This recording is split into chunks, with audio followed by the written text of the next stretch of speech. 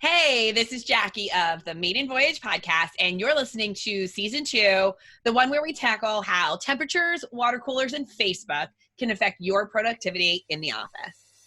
Maiden Voyage is a podcast recorded by the women of Impulse Creative. We are CEOs, salespeople, project managers, writers, and marketers. We're also wives, rad moms, remote employees all over the country, in-house staff, empowered single ladies, and all-around ass kickers. There's a lot of challenges we face, overcome, and share that make our voyage different than those of the men we work with. This is our journey. This week's episode is brought to you by Impulse Creative. Welcome to Maiden Voyage. So we're really excited to be talking to all of our mermaids today about this cool article that you've probably seen circulating on your social media feeds about how women perform worse in cold temperatures. The article that we've been talking about and reading is from NPR, and it really says that just women do not perform as well as men when the temperature drops below a certain degree. And it's saying, it's super interesting because it gave data here too, saying that it ranges from as low as 61 degrees to 91 degrees is where they did the study.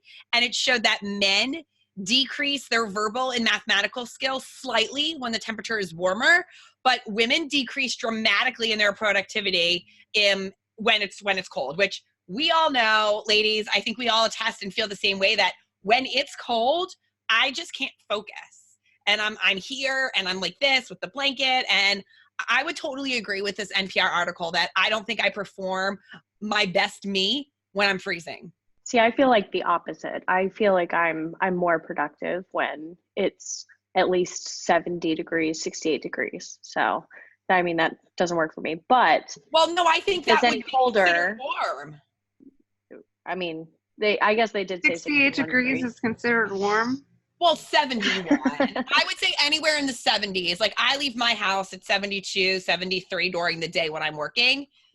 And that's fine for me. Do you not think 72 is cold or warm, you Floridians?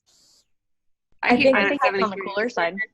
Hot and cold because we're in two different states. This is really funny. This is like a whole other conversation. Is that to me, 68 is like cold, but 72 is warm. Jen? But I think that you're on two different floors too, so that's different.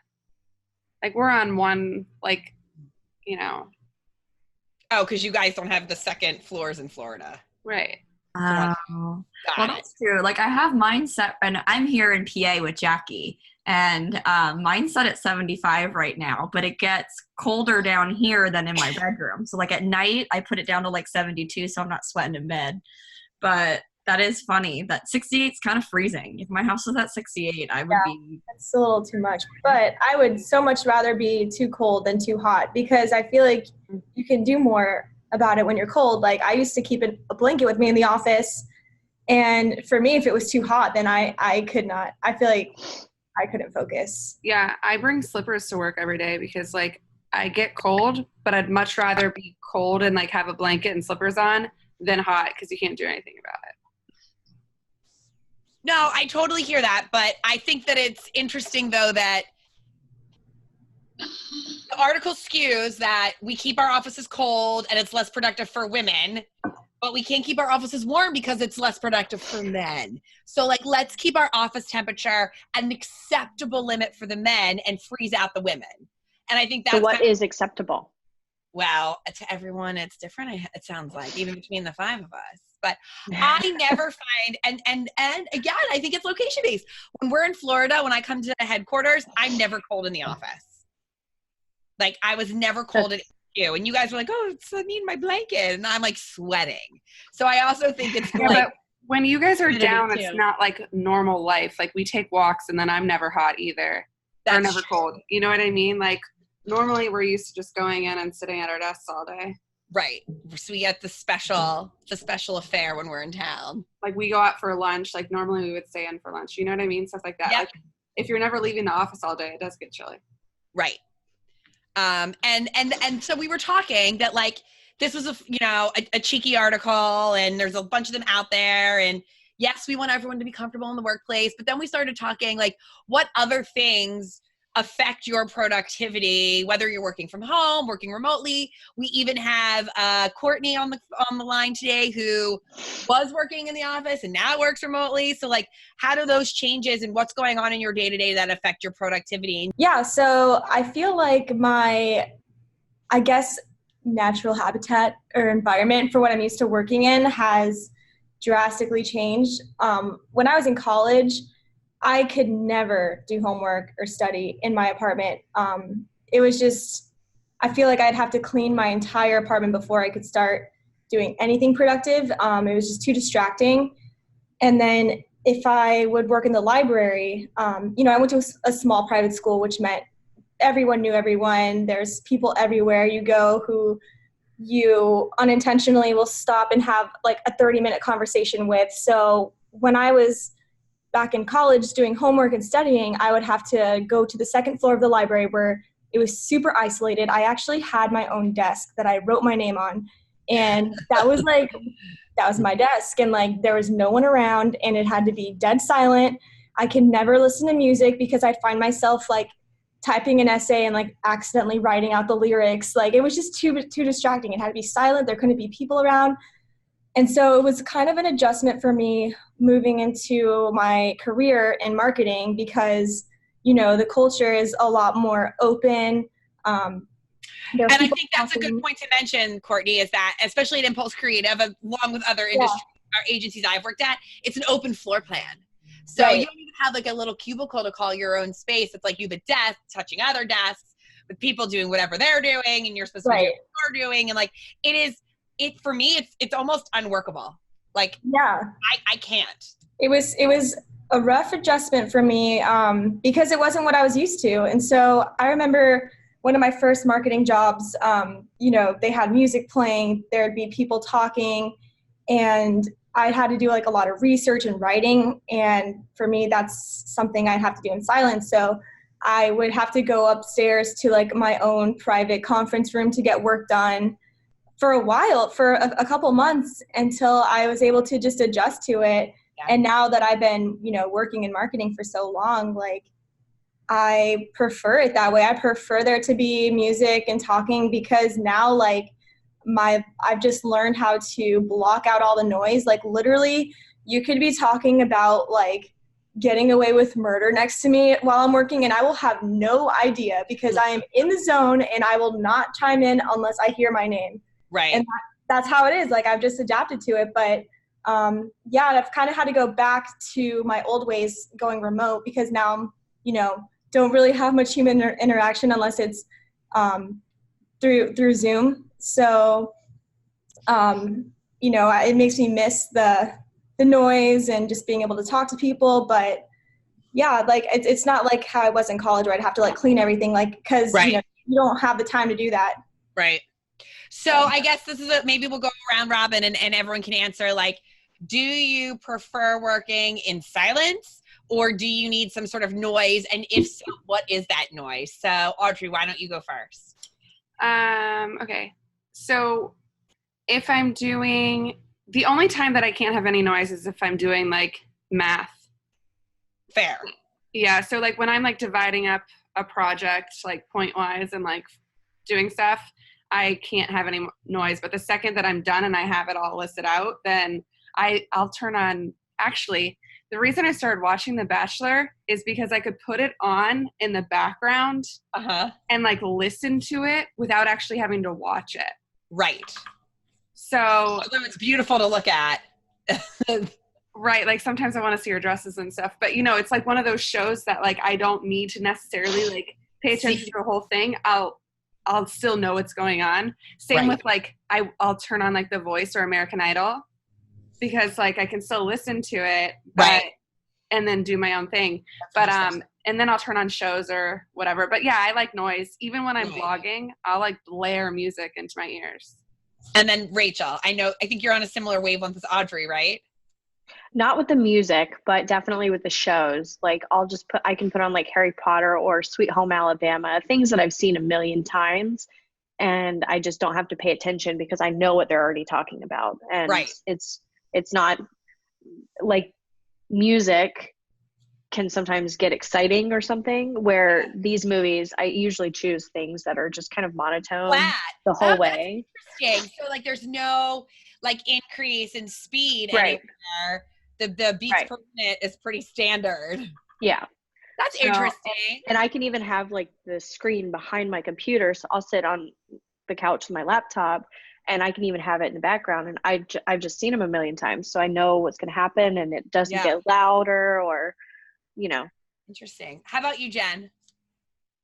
I am such an odd bird in that regards, is that I don't like televisions on in the background. I find them very distracting for some reason.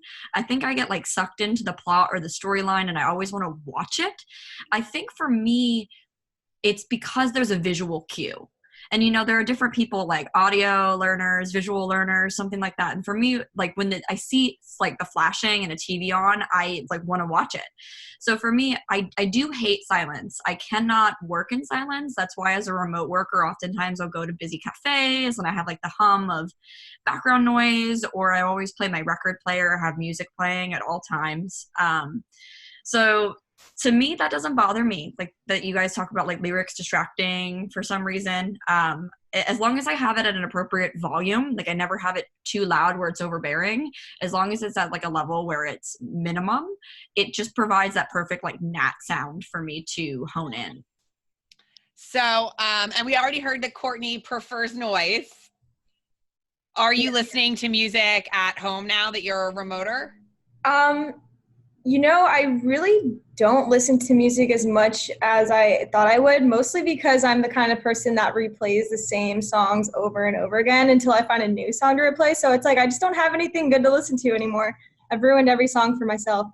So, and I feel like I'm always jumping on meetings and stuff that it's just like too much to have to pause and go back, and you don't want to awkwardly start a meeting with like your playlist going on. So yeah, I really don't listen to music as much as I would. But when I think about it, like if I have a day where I'm not like slammed with meetings, then I typically will put on some music. But I don't mind the lyrics anymore. You know, I've really adapted to it. So yeah. So I like it silent. There, like I work from home and there is no noise and it is quiet and I can hear myself think. And I'm also, though, in meetings a large portion of the day. So like Courtney, it's like stopping and I feel like I get into like a groove and then I have to go into another meeting. So I also can't have the TV on. I used to listen to like the news while I was working, but ever since I moved my office upstairs, I don't have a TV in this room. And I think it would be, again, like I'm on and off meetings all day. So it would be distracting to like get off a meeting and it's like, what happened? What did I miss? Or anything like that. So I like it pretty quiet. So for me, when I come to HQ and there's a lot of noise, I have a hard time focusing. You'll often find me like when at our old location, I would stay in a room all day. Like I would go into have a meeting. So I'd go into one of our conference rooms to have a meeting and I just wouldn't leave. I would just like set myself up in there because I'm nosy by nature. And I want to know what you're doing, what are you listening to, and like what's happening. And I can't not know what's going on. So, and I never really worked in an office for a long period of time to adjust to that way of life where I've been a remote or in the field employee my entire career, pretty much, except for 8 months. And I've been out of college a really long time. So I'm just used to like being by myself and it being silent. And so I don't get a lot done when I'm down with you guys because I'm just too nosy.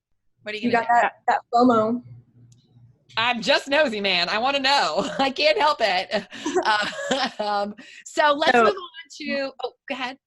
With talking about like going from remote to, or from in agency to remote, when I used to be in the office, I used to put in my headphones and not play anything, just as like a softener.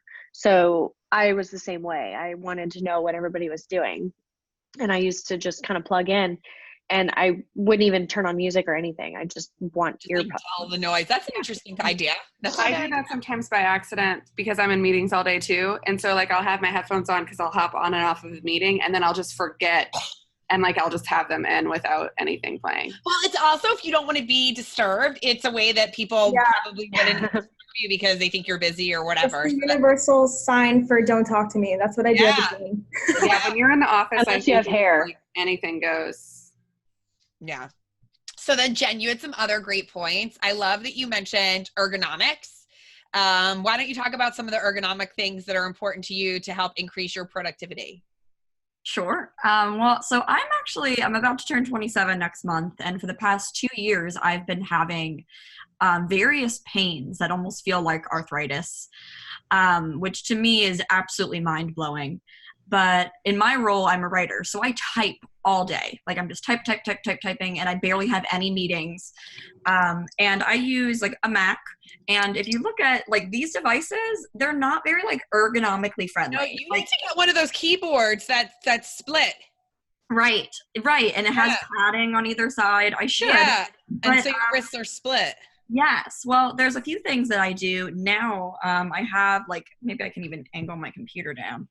But I have one of these wrist pads that I use, and I always make sure that the arms of my chair, my computer chair, are in line so that I'm not tilting my wrist in any weird fashion.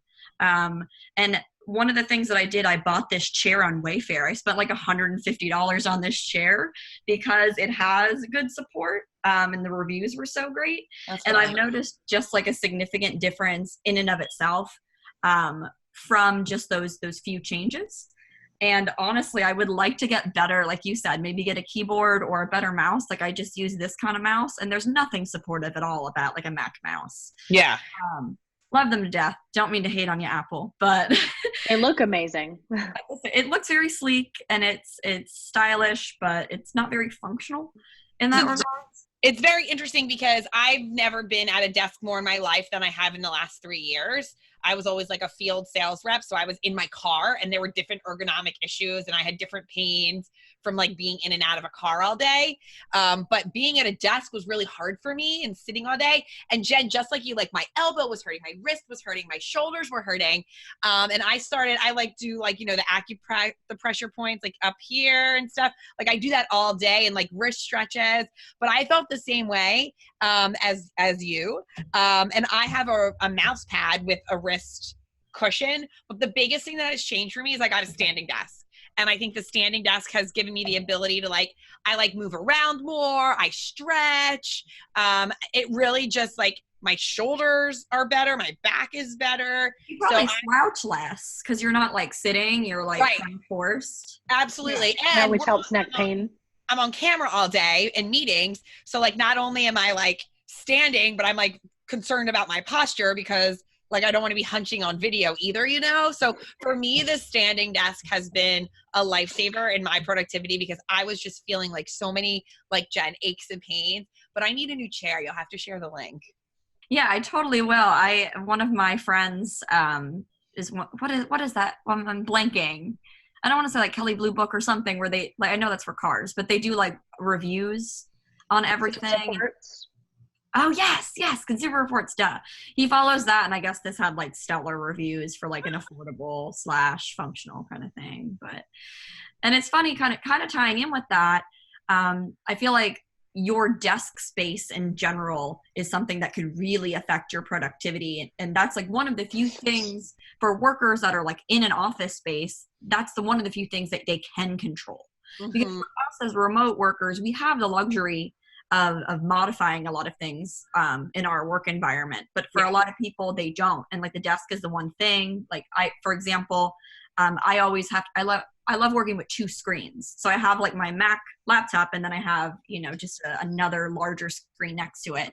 And I know a few people that have told me that they cannot function just working on like a small 13-inch laptop or something like that. Do any of you ladies use double screens? I used to. I used to, but now I don't really mind. If it's doing spreadsheet stuff or like going through expenses and little tiny numbers, then yes, I would prefer a second screen. But other than that, no, I'm perfectly fine on my small laptop. Okay.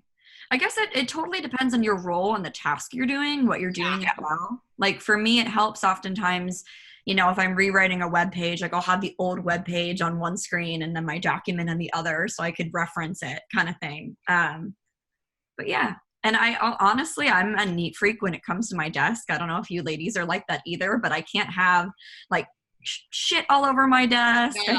Clutter. Yeah. Yeah. I'm I have so much minimalist stuff when it on my comes to desk. my area. Yeah, Audrey, didn't you just redo your office at home? Is it like minimalistic? Yeah, I mean, now it is. My desk at work has like a bunch of stuff on it. And when we moved it, I couldn't work without putting my stuff back on. You do have a lot of stuff on your desk. It like gives me the sweats. I know. Yeah, me too. Any sort of anything gives me anxiety. But I even work on like my desk is white. Like it's like I like a white because it just feels cleaner than like I used to have a black desk, and I have very minimal items on my desk. And even like the space I work in, like I try and keep it like decluttered. So like Courtney, you were saying in college you would have to like clean your apartment before. Like I get so distracted if I know there's dirty dishes in my sink downstairs. I just like I can't. So I find that like I keep my house cleaner because I work here, or like less cluttered. Like I'm just throwing shit away all day. Mm-hmm. If it doesn't move in like 24 hours, it goes in the trash. Just throw it away because I can't. I'm the same way. Yeah. And Jen, I loved your point that like we get to control our environment more than people like at the office. Mm-hmm.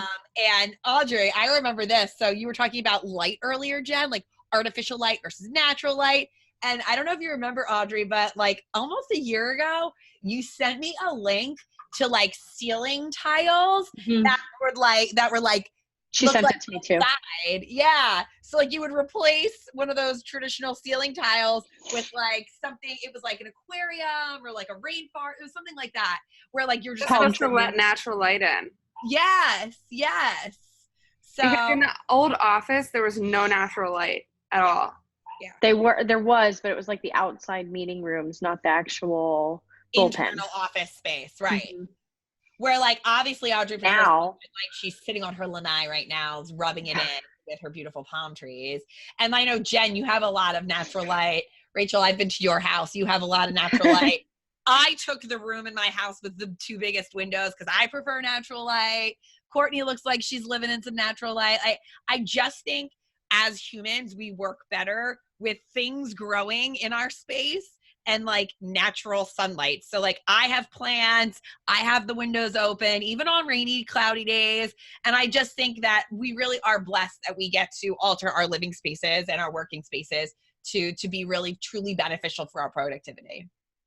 Absolutely. And there's so many studies that reference like the benefits of actually being in the sun all day. Some people that are stuck in like cubicle spaces with no windows for 8 hours a day, every day. And especially like in the wintertime where sometimes you come into work and it's still dark and then you leave work later and it's dark. You know, there's a lot. Yeah, exactly. And it really can affect your productivity. I mean, I know when I used to work in like that kind of environment, I would get up every hour and I would just like walk for like 5 to 10 minutes. Like I would literally go outside and just like bathe in it because it affects your mood. You feel kind of trapped. And in my sense, I feel claustrophobic in a room without windows. Yeah, for sure. Yeah. So maybe we can share like one thing we do so we can give a takeaway to our listeners, like one thing you do that really you feel like enhances your productivity at work or enhances your workspace. And even think for people who are listening to us with their earbuds, trying to like drown out their coworkers and trying to bring a little more calm and tranquility to their workspace. So like, what would you recommend, Audrey, somebody can do to be more productive and kind of bring an ohm to their own space? I don't know. I think maybe just going for like a 15-minute walk, that always helps me. But like I said before, I'm in meetings all day long. So I don't get long like periods of time where I can be productive. Like I literally have to like squeeze it into every 15 minute that I can. And if I'm distracted, especially in the office, I just walk away. I go somewhere where I'm not going to be distracted, or I just put my headphones in. At home, I feel like I don't really get distracted often. But you have like a designated space that's yours at home, which I think helps with that. Right. Yeah. Cool. Rachel, what would you give as a suggestion? One tip. So I think for mine is obviously decluttering your space. I feel like it just clears your head. And I also will pick a spot where I can see outdoors so that when my eyes get kind of tired, I just kind of I just look in the distance and will just rest my eyes for about 5 minutes. That's And just great. look at the trees moving or whatever it be. Yeah. Courtney. I'm with Audrey. I like to take walks or just get outside. I think it's important to, step away for a second and, take a little breather. That way, when you get back into the groove, that you have a fresh set of eyes. I find that, there's days where, you're slammed and you're just constantly writing and reading. And I feel like that's when you make the most mistakes because you're not giving your brain a break and you're typing things the way that you're reading it in your head. But if you take a step away, then that allows you to be more creative and get inspired by your surroundings and jump back into it with a fresh perspective. Love that. Jen? I do too. I'm going to springboard off of what Courtney said about, I love that. Be inspired by your surroundings. For me, mine would be to find little things that bring you joy and make sure you surround yourself with them in your space. For me, I love plants, like you said earlier, Jackie. So, I know I don't get as much light back here, but I have cute little plants on my desk because I see them and it excites me. Or I know I really like enjoying incense. So I have a diffuser right next to me that I'll put calming or relaxing scents on. So it's just those very small things that you have to make sure that you make time for every day and kind of establish a routine with it. So if you know that music works for you, put your music on. If you know that you like the diffuser, put that on while the music's playing. Set yourself up for success every day by establishing a routine of things that bring you joy. Yeah, I agree with all of you. A clear space, taking a break, plants, all of that, diffuser. I do all of those things. And I really think just being true to what affects you. I know I do better in silence. And because of that, it doesn't make me any less cool or whatever than anyone who wants to listen to music. And I also know that I can't work in a loud space. And so if I have to step away and go to somewhere that makes me more productive, I love going to a coffee shop, but I can't focus. So I go get my coffee, take my break, and I bring it back to my space where I can be productive. So don't conform into what other people need for their productivity because it's not going to work for you. If going to the water cooler is going to kill 30 minutes of your day to have a chit chat with your colleagues and you don't have time for that, don't go to the water cooler. Bring a big gallon of water with you and store it in your desk, knowing that maybe you don't have that time that day to be distracted for 45 minutes. So do what's going to work for you and not what works for everyone else. Because if you're just trying to keep up with your team and you're not going to be productive, then it doesn't make any sense. So I was going to say, I know that it's unique for us on the video right now because most of us have the luxury, like we mentioned earlier, of working remote and controlling our environment. Mm-hmm. But I think the biggest takeaway that I want some people to understand from this video is that you don't have to ever be forced somewhere you don't like. I'm afraid there's going to be some listeners here that are saying, well, that's nice for all you guys, but I'm stuck in a cubicle all day. Take a different job where you're not stuck in a cubicle all day. Right. If this is day after day after day affecting your productivity and making you miserable, making you hate work, change jobs. Make sure that when you are looking for a new job, that their culture and their environment fit something that is around your lifestyle and preferences. Very well said. That reminds me of another article that's going around right now that it's on Facebook and stuff. That if you're unhappy or if you're miserable where you're at, it's your job to change those circumstances. Right. You control your own destiny. Nobody is forcing you to wake up and go to a job you hate every day. Yes, we understand you need to pay your bills, and we've all been in situations where we have to stay somewhere for financial reasons, but ultimately your happiness is what's more important. And if you're not being productive, like Jen said, find yourself a place where you can flourish and be creative and be happy. And because that's what it's all about. Thanks for joining us and tune in next week. But until then, stay your course. And remember, this is your voyage. Make it amazing. Sadly, that'll do it for this week's episode of Maiden Voyage. We'd like to thank you, our amazing listeners, because let's face it, lady life is hard. It's incredible how much we accomplish every day, and we all deserve awards just for existing. If you're watching the show, make sure that you subscribe. Click on that thing for instant notifications, speak your mind in the comments, and share us with your fellow Voyagers.